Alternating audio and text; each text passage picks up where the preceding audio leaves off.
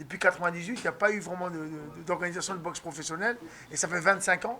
En Guinée, évoquer la boxe, c'est aussi parler un petit peu d'une discipline méconnue. Dans la conception populaire, la boxe, c'est violent, discipline avec des acteurs qui souvent peinent à gagner correctement leur vie. Peu de professionnels, beaucoup d'amateurs. Pour le ministre des Sports, cela ne peut en effet constituer un problème.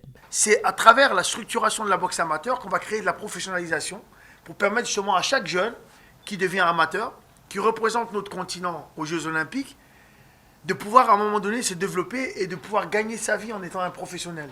C'est-à-dire que je peux avoir une carrière de professionnel en Afrique, comme d'autres ont dans d'autres pays en Occident. Mais en réalité, le but final, c'est surtout la professionnalisation, permettre aux passionnés de la boxe de pouvoir suffisamment tirer profit de leur job. Vous savez, il faut vivre un peu de cet art. Vous ne pouvez pas vivre de votre art si vous êtes toujours dans la boxe amateur.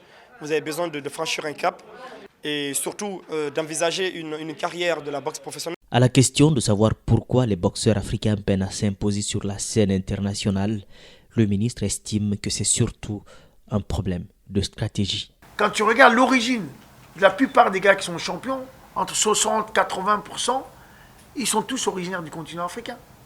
Ceux qui arrivent à performer au niveau international. Le Ghana, à un moment donné, avait les plus grands boxeurs professionnels parce qu'ils s'étaient structurés. Et j'ai trouvé dommage qu'aujourd'hui, ça a un peu disparu parce qu'il y avait une vraie politique. À noter qu'il existe néanmoins quelques rares passionnés et les autorités comptent bien s'appuyer sur ces derniers pour relancer cette discipline à l'époque populaire. Already I give to us. I am waiting sponsorship. Déjà, il a fait beaucoup de matériel qui sont stockés à Dubaï, mais il attend qu'on ait un sponsor officiel pour mettre là.